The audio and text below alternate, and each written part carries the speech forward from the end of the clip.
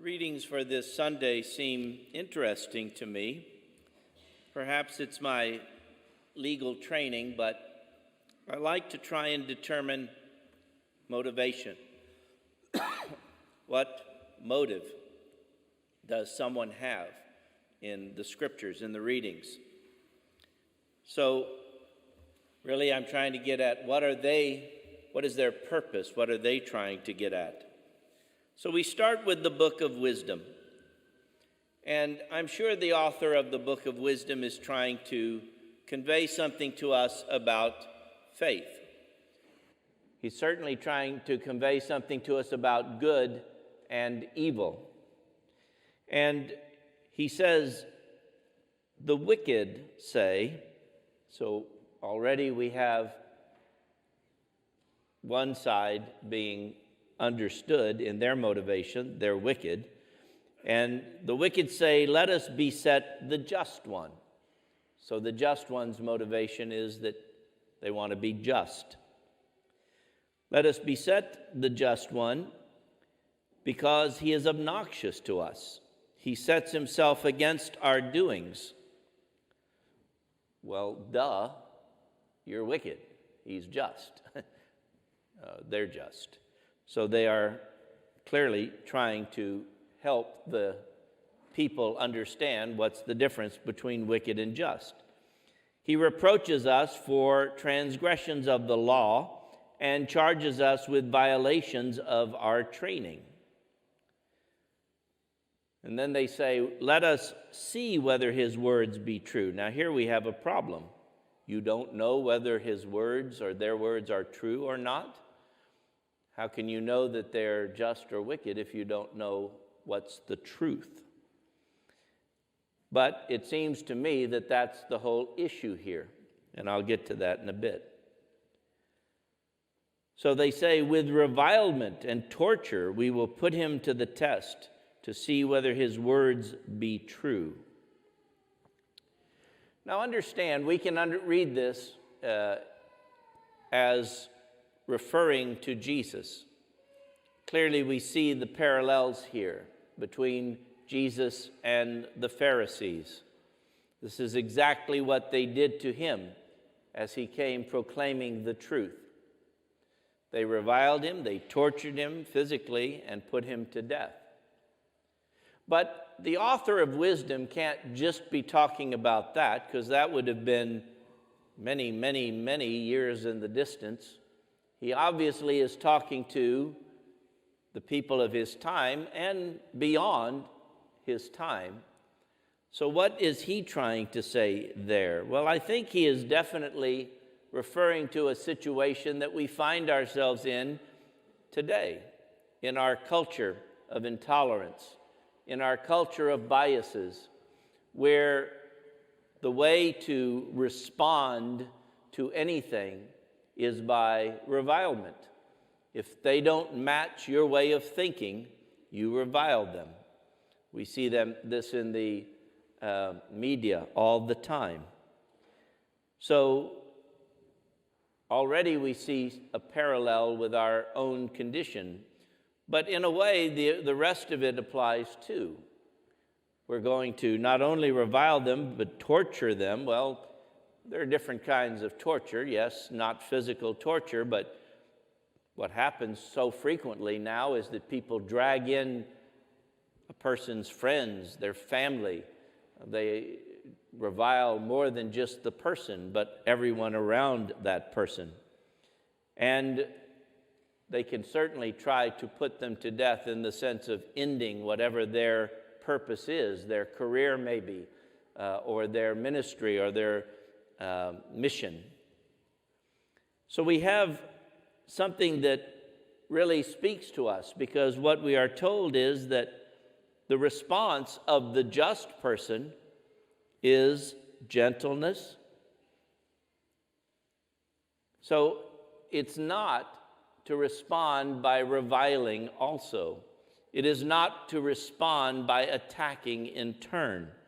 The response of a person who is just is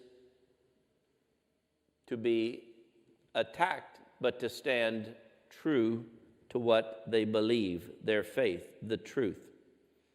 Now, the wicked, most especially, will not like that. They don't like to be revealed as wicked, and they believe the best defense is a good offense, which all too often leads to conflicts and frictions, and it's no wonder we're in a state that we're in, where people do not talk to each other, but where everything just falls apart. But here's the real kicker, is that the book of wisdom goes on to say, if the just one be the Son of God, God will defend him and deliver him from the hand of his foes. God will take care of him. So the real risk being run by the wicked here is that if they are reviling an innocent and just person, they are standing in opposition to God. They are putting themselves in opposition to God. Where is the logic in that? In challenging God himself, and yet clearly they'll do it. So we look first to how Jesus responded to the Pharisees. He did so with gentleness and patience. And we know that he won the victory. They challenged God, and he won. And then we move to the second reading, our letter from St. James, where he says, from jealousy and selfishness there is disorder and foul practice. Now, here is the problem. When the motivation we have comes from jealousy and selfishness, we are clearly wicked, because those are two of the deadly sins, envy and greed. So St. James is telling us that we have to be better than that, as he is speaking now to the Christian community. And we can see the logic in that as well. We see his motivation. He wants to eliminate friction and conflict from the Christian community that we are called to share with one another. We are called to rejoice in each other's successes and gifts and talents. But if I am envious, if I am acting out of jealousy, well, I want to be the center of attention. I want to be known as the great one. I want to be the one who is thought to be perfect and no one else can be. Clearly, that's going to lead to friction. Or if I'm acting out of greed, I want everything for myself. I want it all. Well, then there's certainly no room for anybody else to have anything else. And so naturally, again, there is friction and conflict. And St. James would say, well, if we take this even to the highest level, this is where war comes from. This is where nations are at. And we can certainly see that in our history as well. So St. James' motivation is to bring us together. And what does he say?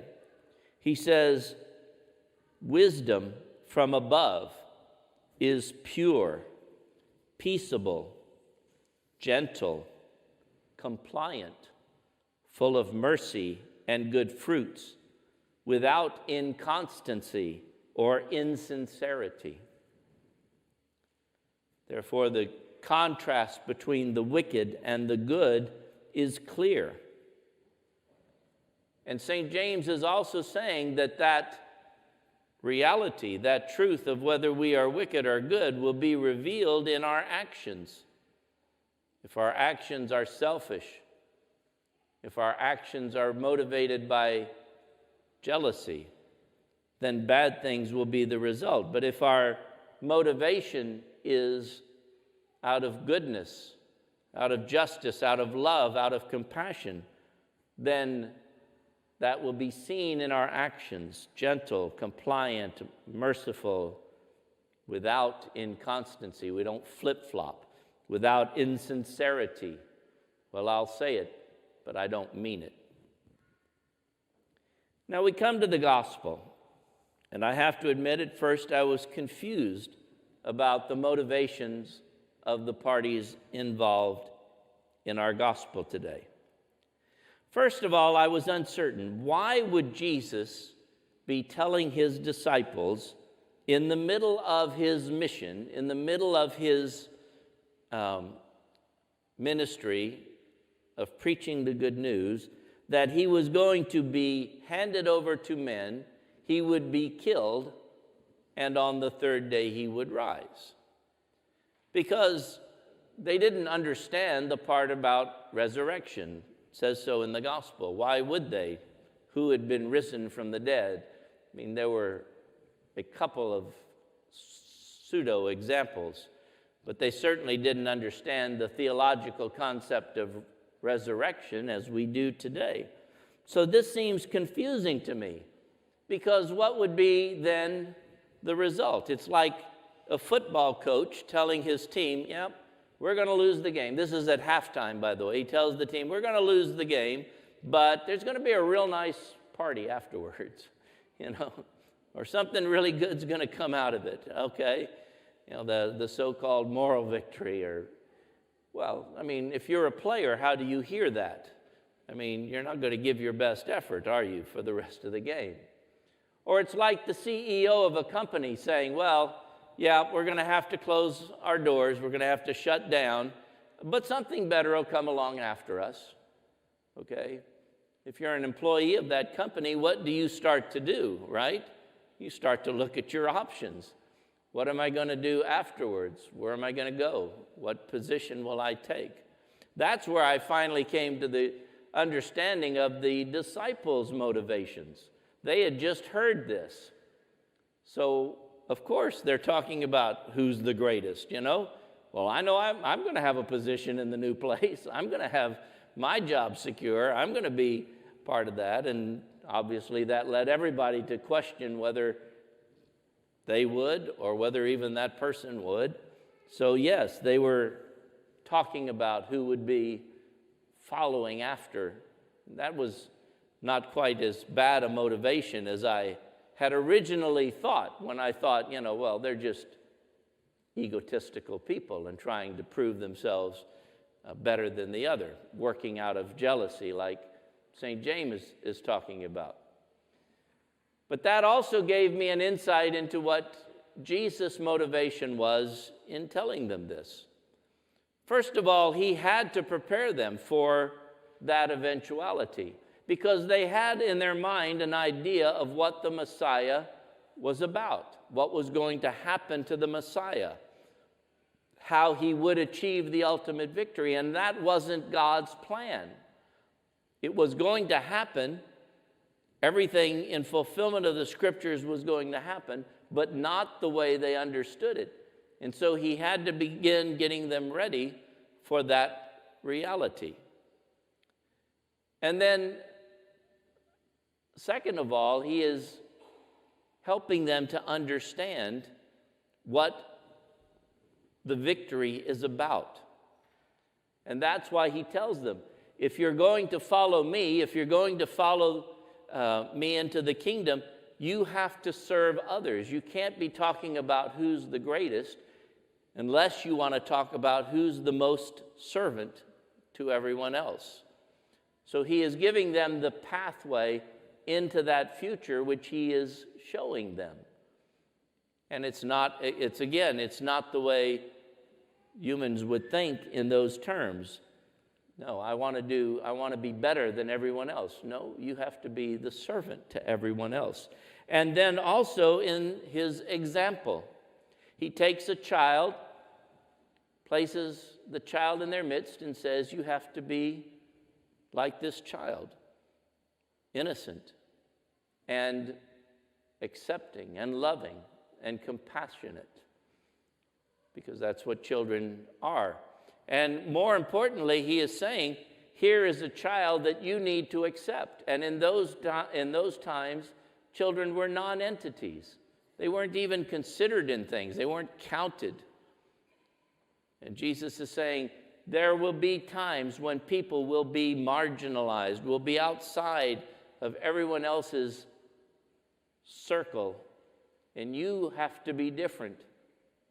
The Christian community must be an accepting, welcoming, and caring community. So Jesus' motivation now becomes very important in terms of telling his disciples not only what his own mission and ministry must entail. And yes, I'm sure they saw the writing on the wall. Well, if they're going to attack Jesus, if they're going to do all of these things to him, we're probably next. And so maybe we had better listen very carefully to the rest of what he says to make ourselves ready for the kingdom he is describing and leading us into. And then also he is telling us, centuries later, how we are to act as a Christian community, as are the Book of Wisdom, long before Christ again, and St. James in his letter. So these readings come together for us and make a wonderful message, because the exhortation is for us to be a true Christian community, to live the words of St. James, that we show our faith by our gentleness, patience, compassion, mercy, all of those things, and that we be humble, and that we are willing to be vulnerable, just like the child, and that we must be willing to accept the vulnerable into our midst as part of our community, willing to show Christ's love and compassion to all.